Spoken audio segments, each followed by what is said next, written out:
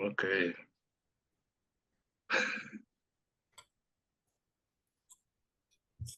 Yeah, you see now. Yes. You can see now. Okay, thank you. Got there. Yeah, I'm gonna talk very quick about what I started working with livestock. I mean, a few years ago, I just do vegetable production. So yeah, I'm gonna put tons of pictures. So in the right side is my garlic production, and the reason I use my phone all the time is because one of the main problems for farmers is record keeping. So I use my smartphone, the simple way to take pictures, and that picture is gonna save in my phone. So I know the day I was working there. In the other side, I have sheep. Uh, Last year I sold all my sheep, almost all my sheep. I have like 70 sheep between rams and ewes and lambs. But yeah, and I use my greenhouses to keep my sheep in winter time too. So I'm gonna try to explain a little bit of what I do on that way. Okay, this is um this is my this is the name of my farm. So I have 46 acres farm, 26 acres are forest, 17 acres are open land, 3 acres we have a house, we have farm buildings, we have silos. You see, my farm is really old. It's 1940. 1940 was building this house. It's a little creepy and ugly, but yeah, we have we have we have yeah, we can live in here. So yep, it's another picture of my house. That picture was taken for one of my friends. He climbed into the silo and he take the picture. And yeah, it was a crazy idea for my friend, but he did. So yeah, it's uh, okay. One of the one of the things I do in my farm, I do like um, a mix of everything. My farm is very diverse, and I at the beginning for a few years I just focus in vegetables. So I have the crops. I have a list of the crops I grow from the beginning. Um, so one of the things I did wrong was I overgrow brassicas, broccoli, and cauliflowers. And in one point, we get black rot and alternaria in the soil. So I remember a few years ago, we threw away 75% of our crops because because the quality issues. I mean, you can see these beautiful heads, perfect heads, but then start. I mean, you don't see right away, but as soon we put in the boxes and we put ice in the boxes, then the next day, uh, these boxes smell really really bad. So I send to our customers, and the next day they call me a few times like, hey, you need to come here to see. We don't have the ability to accept these boxes. And I go there, they send me some pictures, and I figured it out. Something is wrong in my soul, because we open space, we do so many different things to try to keep the same good quality for my brassicas. So one day we don't, because we don't make any money doing that. We quit. Um, I think 90% of my production on brassicas, I stopped growing that. So then I focus on tomatoes, on garlic, onions, winter squash, and peppers, and it's plenty. I mean, if you grow crops and try to jump from one crop to another, yeah, it's really challenging. And you see, I have pictures of cauliflowers. It's really a good seller for us. Uh, or tomatoes or broccolis. My farm is well named because the heirloom tomatoes and broccolis. Um, so right now we're gonna talking about why we try to do something different, and one of the main things was the climate change, and we really we do farming, but we really try to make a living from this. It's very hard, it's very difficult, but we try. And one of the things, uh, my farm is very diverse. I mean, my farm is messy, but I try to figure out the way to manage that. And I try to manage with my kids and uh, with myself. Try to okay, we need to make some money on doing this. And when I start trying to figure it out about Alternaria and Black Road, I have the opportunity to visit Regis farm in in Northfield. So the first thing when I see his farm, that small piece of property changed my way to see a farm. So I want to say, yeah. Every time when I see Reggie, I tell him like, yeah, I want I want to do what you do in your farm. So you can see of my plots of produce.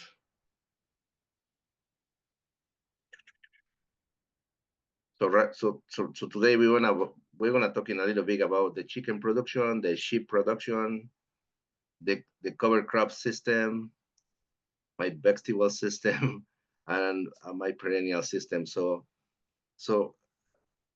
it's crazy.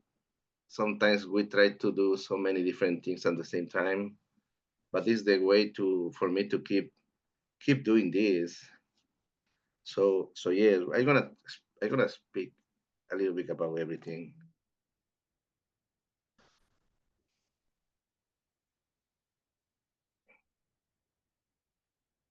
Okay, one of the things when I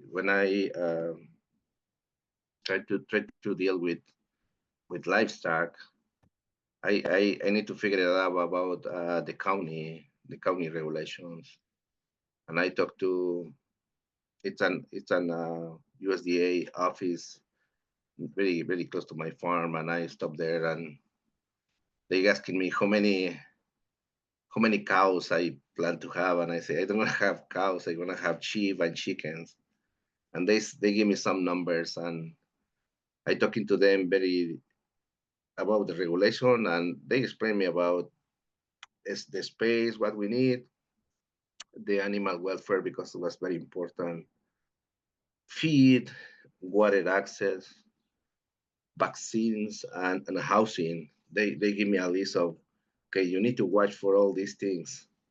And it's my daughter. We have pigs too, and my daughter she told me like, no, I never gonna touch your pigs. And then until she see the 2 years, 2 days old pig, she wanna touch it. So um, when I try to find another ways to make some money, I start working with raising sheep of my farm. And at the beginning, I tried to put just in one place, and I have many problems with them. They don't grow quick. I see like my sheep. My daughter she told me, "Hey, your sheep uh, look sad, and I try to figure out why they look like that sad, and it's because they be on a really enclosed space. So when we start when we start moving our sheep with electric fences, I mean, they change right away. I can see my sheep really healthy. They grow faster. It was easy for us to feed them, and we can mow many parts of our farm where we don't have the ability to bring our tractors.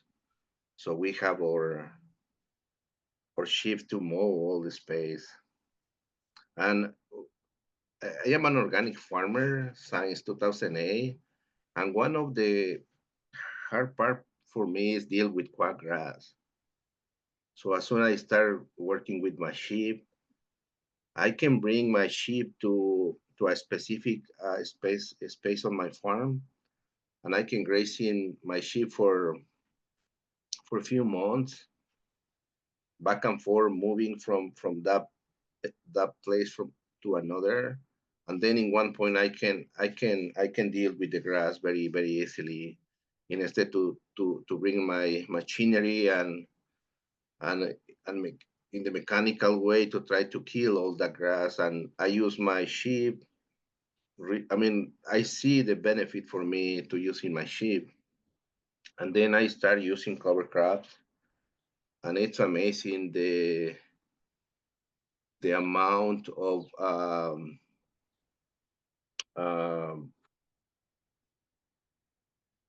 green manure we can add to the soil. So it's I remember when I get my farm in 2008, the soil was really like weak, really bad. We don't have the ability to grow really good vegetables because this farm was corn and soybean farm for, I don't know, maybe 40 years or maybe more. So the soil was really bad. So when I started working with my sheep in those areas, I mean the soil changed a lot. So I I start working at the beginning. I start working with. I remember I was to the to the sales barn, and I get like 10 really cheap sheep with was really a bad investment because as soon as I bring to my farm, they start dying. I need to sharing them, and I don't have the ability to do that. So I find somebody, and when this guy he show up to my farm and he told me, "How many do you have?" I tell, "Oh, I have 10." "Oh, we don't share 10." At least we need to have 100. At least you need to have 100 to for us to work in here. So then the guy he was on my farm for 5 minutes and then he left, and it was like funny experience for me. And then I switched for a different breed, so I started working with Dorper and Katarin. And one of the main things for sheep, they can they can when they when the sheep poop, they poop everywhere. So you don't need to deal with manure or something in a shed. So it's good. So what I do, Dorper and Katarin is a very resistance animals, very rustic animal. I mean, Dorper are not that prolific than Katarin. Most of my sheep I use for meat production. Really good grazers. Uh, are hair sheep, one of the main things. So you don't need to share them. I mean, I have the rams.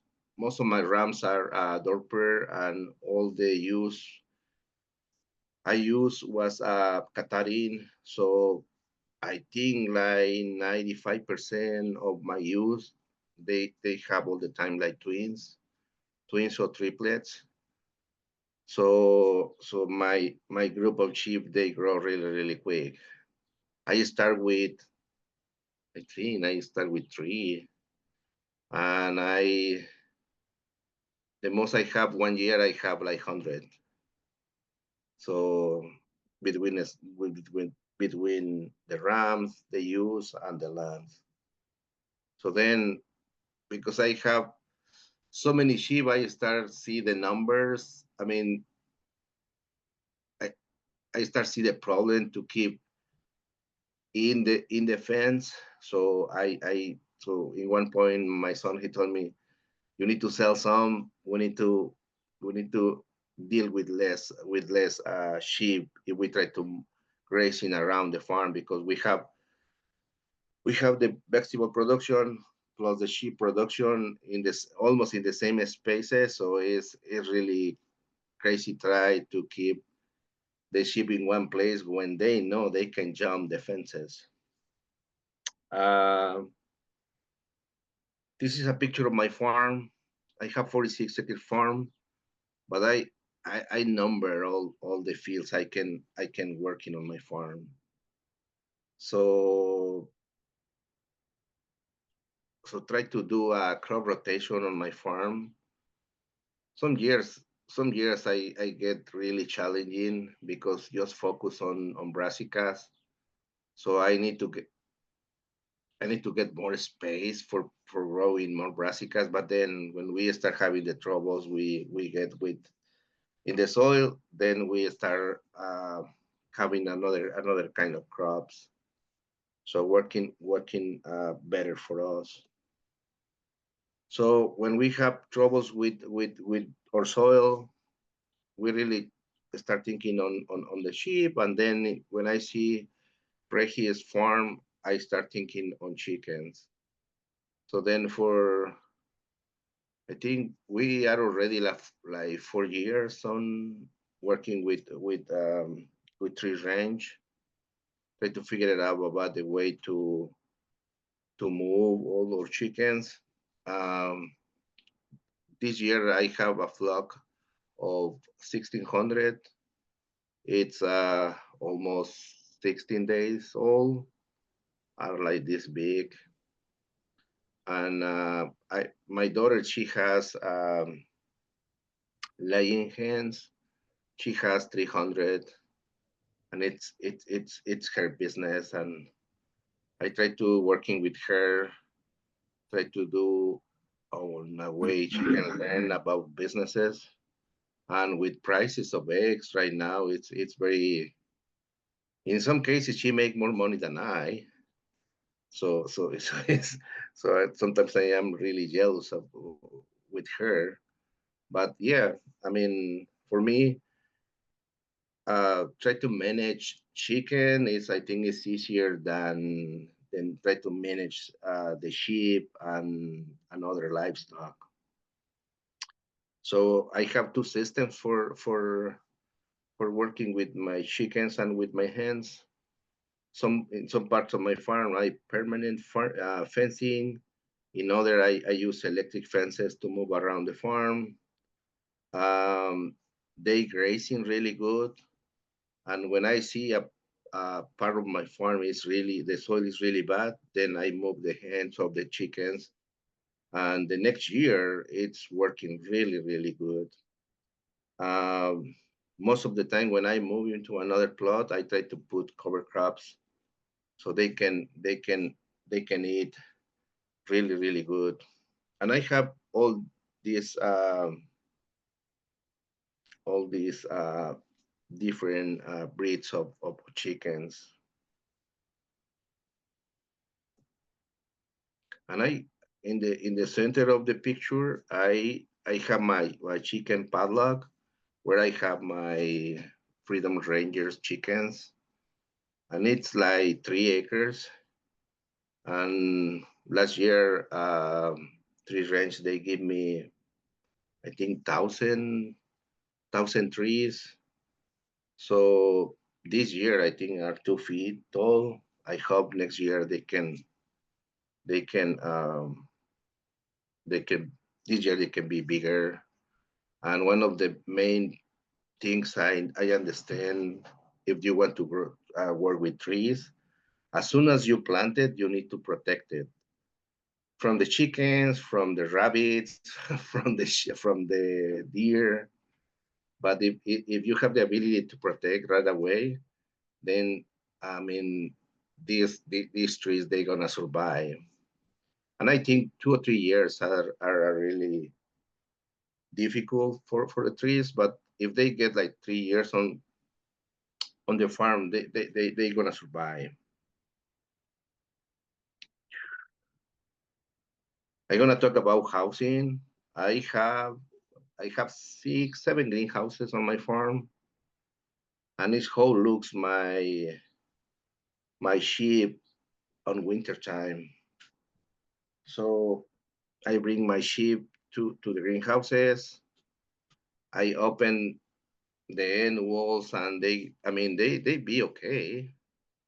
I just when it's really windy, it's when the sheep they try to find a place where they can stay away from wind.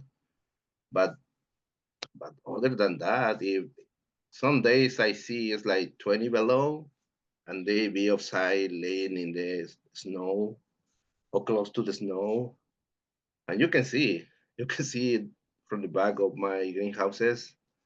And I try to use all my big all my buildings for multiple uses.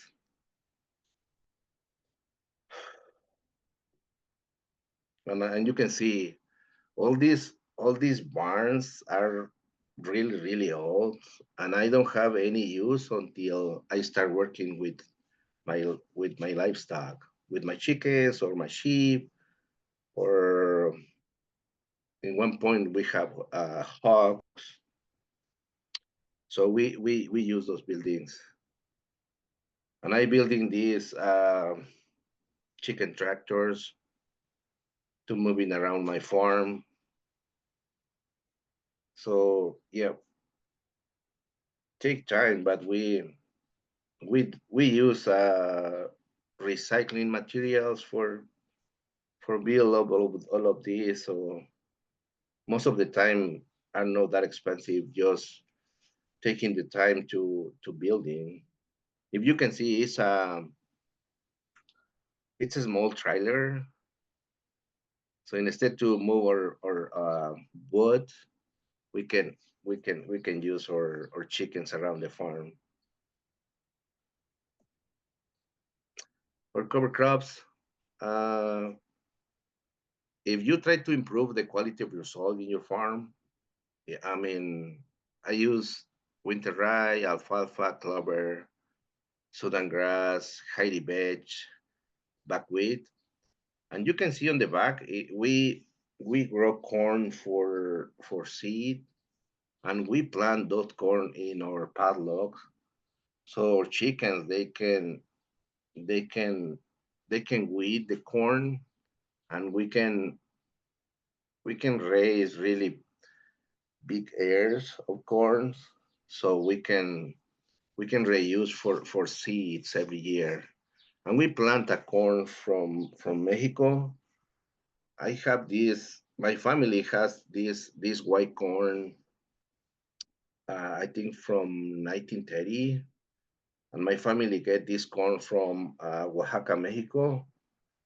And my mom, she gave me like, I don't know, she sent me a pound of corn, and we replanting every year the same corn, and we can use for make tortillas, or if we have enough for tortillas, we can feed or